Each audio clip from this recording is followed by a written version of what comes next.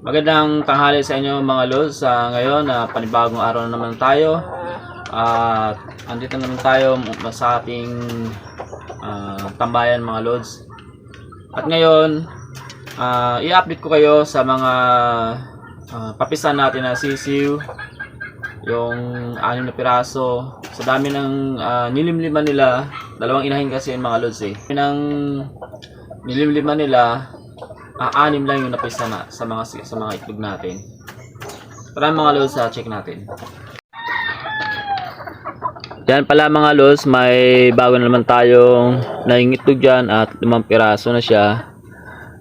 Di ko makita kung sino yung nangingitlog dyan kasi 5 yung inahin natin dito na pinagsama-sama dito sa ating breeding area. At ito yung broodcock natin ang ating bulik. Kaya hindi ko na makita kung sino yung naging itlog sa kanila. Yan mga lods, yung ating bulik na yan, yung nililimliman niya ay hindi sa kanyang itlog.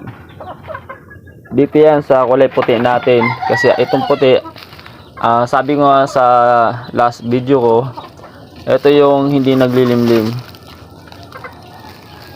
Kaya nagbabaka sakali tayo na mapisan niya.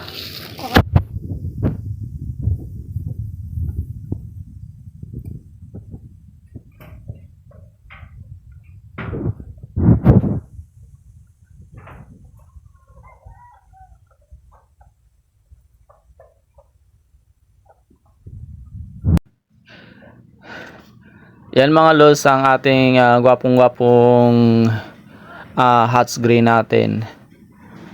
At yung bantay natin dyan, si Papi, dyan lang nakapwesto yan, umaga at gabi. Para maiwasan na makuha na naman tayo ng mga alagang manok.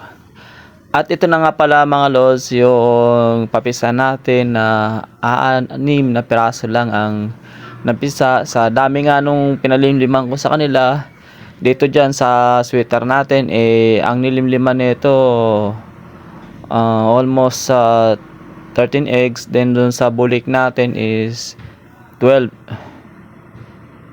Ang napisa dun sa bulik natin ay 2 piraso at yan sa sweater natin ay 4 naman. So dapat 5 yan, kaso nga lang yung last na itlog niya nagkaroon siya ng crack. Nilagay natin dun sa bulik, ayun, hindi nga siya nakalabas sa shell niya hanggat sa yun, nanigas na lang yung ating sisiw dun sa itlog sa loob ng itlog. Yan, kita nyo mga lods, maliliksi yung ating mga sisiw dyan. At para hindi siya mapilay or mapakan ng ating inahin, nilagyan natin siya ng division dyan sa gitna para yan yung magiging barrier natin para hindi makakilos maayos yung inahin natin dyan. At ito nga pala yung ating sisiw dati na pinakawalan natin to mag 1 month na. So ngayon hinuli-uli natin kasi nga nalilito ako, nakita ko sa kanya nagkakaroon siya ng palong. Pero pag tinitiyan ko naman yung kanyang balahibo, parang babae ang kulay kasi. Hindi ko pa rin siya sigurado kung babae nga siya o lalaki, kaya ikukulong muna natin siya para mapakain natin ng maayos. At siguro kapag talagang alam na natin or nakilala na natin na talagang lalaki siya, ikikip na natin siya. Yung kapatid niya na kulay itim ay hindi ko pa rin hinuli, andun nakapag-alagala pa rin kasi tingin ko rin babae, kaya siya muna ang hinuli natin. Ito pala mga lods, ito yung nakapasa sa exam natin ng mga nakaraang buwan. At ngayon kinukondisyonan natin siya para sa darating na December may pang prepare tayo. At binibigyan na rin natin ng mga gamot yan, vitamins, para maging kondisyon yung katawan niyan. Yung sayaw pala niyan mga lods, babatas ang sayaw niyan, kaya may masasabi rin yung ating palahing manok na yan.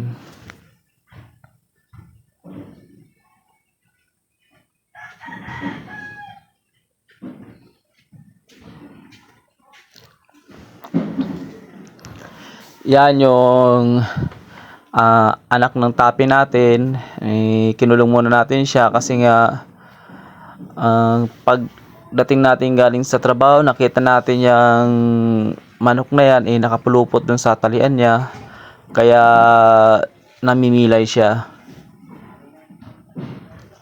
Yan yung isang bulik natin na tinggain yung paa.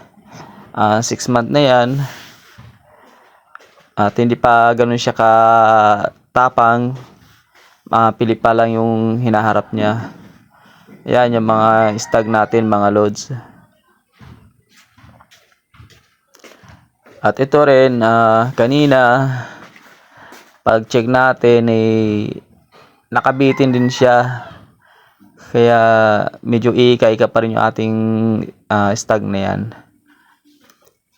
Ito sa pangalawa na inihanda natin ngayong December, kasama nung bulik na yan. Kasi nag-request yung kapatid natin na magkondisyon ng 2 manok para gagamitin or ilalaban sa sayawan.